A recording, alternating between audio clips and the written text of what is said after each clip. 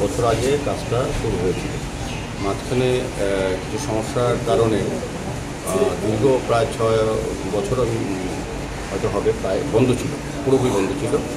আর সম্পূর্ণ প্ল্যান অনুযায়ী বা কাজটা করা হয়নি তখন।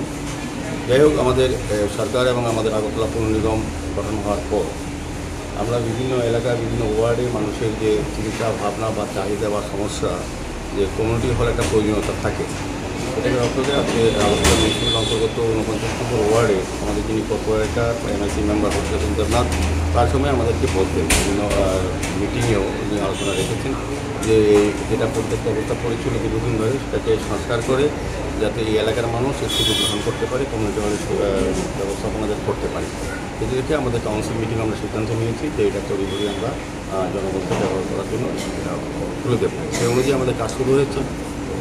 প্রায় বলবো শুরু থেকে শেষ অবধি এখন কিছু কাজ বাকি আছে বাউন্ডারি ওয়াল করার জন্য। আজকে আমাদের কমিশনার সাহেব আছেন, আমাদের ডেপুটি মেয়র, তো আমাদের বিভিন্ন কর্পোরেটররা আছেন, আধিকারিকরা আছেন, ইঞ্জিনিয়াররা আছেন।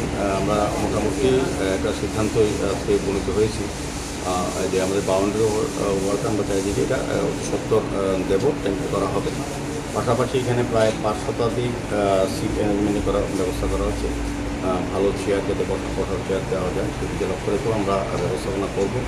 সার্বিকভাবে কয়েক মাসের মধ্যেই চেষ্টা করা হবে কাজটা শেষ করার জন্য।